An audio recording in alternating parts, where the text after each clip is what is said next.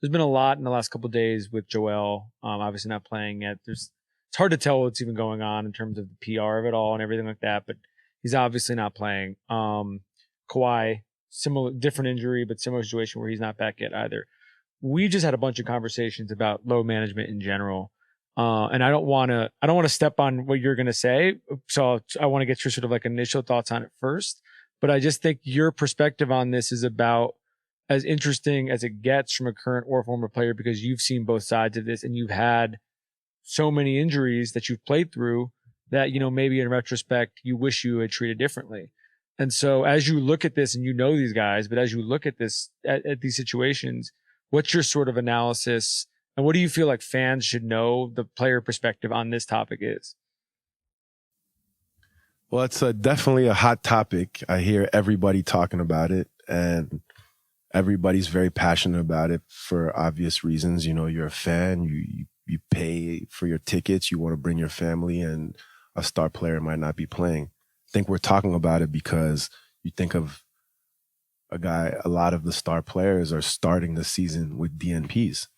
We've never really seen that before. But I'm also a player whose career, ended shortly because I was playing through injuries.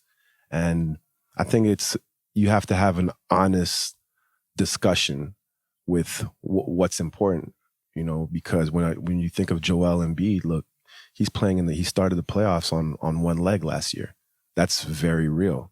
If the Sixers are serious about having an opportunity to win a championship, we have to have those conversations. And I think that sometimes the sentiment around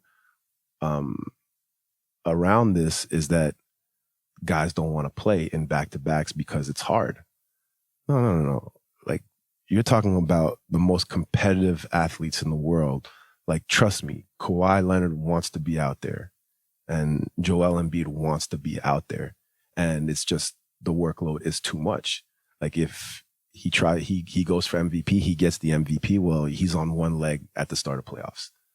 That's a real question. As the owner of the Sixers, I'm having that conversation with my star player. What do we do to keep you healthy so that you're playing your best basketball in June? It's a real decision. There's no right or wrong answer. I can just speak from experience. Somebody who's had 7 surgeries, who's played through things that probably I had extra surgeries because I played through things. There's no right or wrong answer. If you want to win a championship, though, sacrifices have to be made.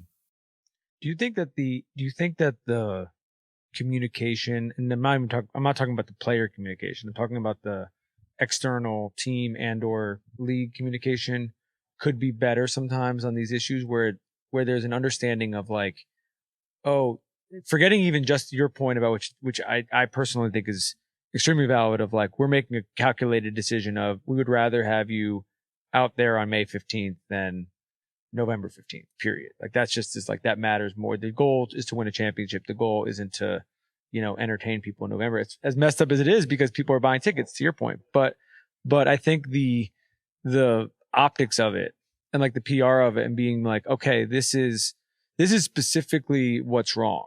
You know what I mean? Not like if they get every single detail, but like, this is specifically what's wrong. And it's like, if I do this and I play this now, this is potentially what's going to happen, and this is potentially how it's going to get worse.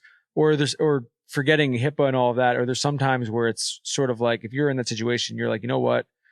We're going to have to eat it for a little bit. People are going to be mad, but we're making a business decision. We're making a. I mean, we're talking about PR. We're talking about winning a championship, or are we talking about PR? Because those are two completely different things. Yeah. And the reality is, when you winning a championship, like, people forget the narrative. People forget what people went through. It's just who took that trophy and put it up at the end. People forget the storyline. And, there's a lot of sacrifices that goes into it. I understand the dilemma that the NBA is in, but it is, and every player is different. Every injury is different. But it's not going away. This problem is not going away. 82 games is a lot of games. Yeah. What do you think, Kenny, from more of the fan perspective? I mean, I would like to know more. when so-and-so gets injured, but it also puts added pressure on that player and the medical staff to make it. If you say Kawhi Leonard is going to be out for 2 weeks, now the fan base believes that in 2 weeks he'll be back.